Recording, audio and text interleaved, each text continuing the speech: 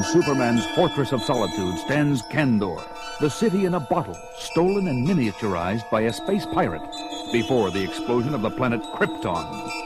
In this controlled environment, 1 million microscopic inhabitants keep the towering civilization of Superman's native world alive. Standing at the podium before a capacity audience in the city's civic center is Darvam, Kandor's Commissioner of Science Police. To the annual Science Police Awards ceremonies. To present the decorations for outstanding officers of the past year, I am privileged to present a man whose visits from the outside world are not nearly often enough. Kal-El, known to most of the galaxy as Superman. Thank you, fellow Kandorians. The job of being a Superman is very different from being a policeman. And so it is with the greatest respect that I call Science Police Officer Ron Za to the podium to accept. Look, a man with a gravity gun. Hello. Are you all right? Thank the fates you ducked in time. I'm going to do more than that, Ron Za. He's running away. Look out for that gun! Somebody stop him! Hold on, Kal-El. Let go of me, Ron Za. You're keeping me from Getting hurt. You don't have your superpowers here in Kandor. Not in an environment just like Krypton's. But let me do what I've been trained for. Watch. Over there, Ronza. He's hiding behind that statue. Everyone clear the complex now. You've nowhere to run, you Kandorian scum. Make a move for me and my gravity gun will blast your atoms apart. Blast away. It won't save you. Ronza's been hit. But look! His uniform is deflecting a gravity beam back at the terrorist, and it's... a neat trick, Ron Za. How did you pull it off? Simple, Kal-El. Policemen on Earth are sometimes known to wear bulletproof vests. But we science police in Kandor have gone them one better. Our uniforms repel a would-be killer's ammunition right back to the source. He's in critical shape, but after a few hours in the rehabilitation booth, he'll be completely recovered. And then he can stand trial for attempting to assassinate our distinguished guest of honor. I'm indebted to you, Ron Za. That was a fine display of police work. That's our Ron. Now you know how he got the reputation of being Kandor's finest. After many fond farewells, Superman leaves the microscopic confines of the tiny bottle city as the microwave beamer in his fortress restores him to normal size. And then it's the Arctic fortress he leaves behind as he streaks back to Metropolis and his job as mild-mannered Clark Kent, anchorman for WGBS-TV News.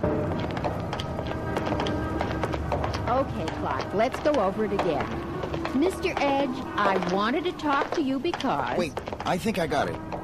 Mr. Edge, I wanted to talk to you because I really think I'm entitled to more. I mean, it's my opinion that, well, if it's all right with you, of course, could you please, maybe... No, Clark. All wrong. Stop hedging. You just tell him you want a raise and you know you deserve it. That's all there is to it. But, Lois, I couldn't be that blunt.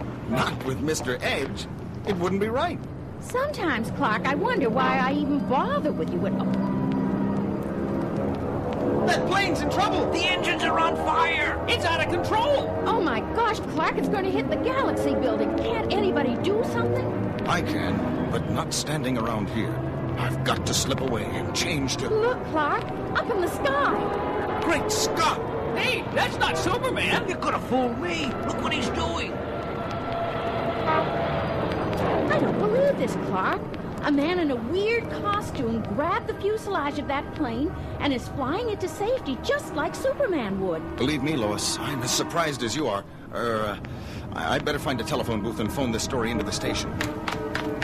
Okay, Clark, but the newspaper byline is mine. But instead of finding a phone, Clark Kent finds a deserted alley, and a heartbeat later the soft-spoken reporter sheds his clothes to become the mighty Man of Steel himself, Superman! And a few moments later, at Metropolis Airport, an astounded ground crew has watched an amazing demonstration. Phew.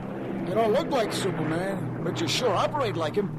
You brought that twin-engine job in on your shoulders and put out the flames with super breath just like a real pro. Yeah, but if you're not Superman, who are you, buddy? I assure you my name is not Buddy.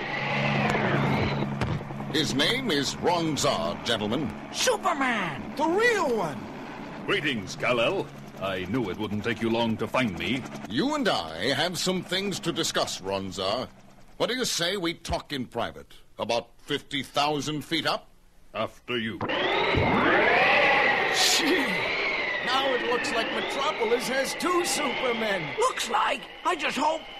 What? What is it? I just hope those two are friends. Here we are, leveling off at 50,000 feet. Let's have it, Runzar. Why have you followed me to the outside world? Because in Kandor, I'm the best there is. You gave me an award that says so. But what does a superior city like Kandor need with an expert crime fighter? You were born and trained there. That's where you belong. I belong here on Earth. I'm better at this than you are. This planet is a mess, Kal-El.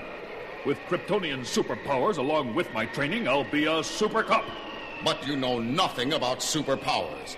I've had them since I was a baby, and even I make mistakes sometimes. That's because you're an amateur and I'm a professional. Where are you flying off to? I've got work to do. Got to show you what superpowers and training can do.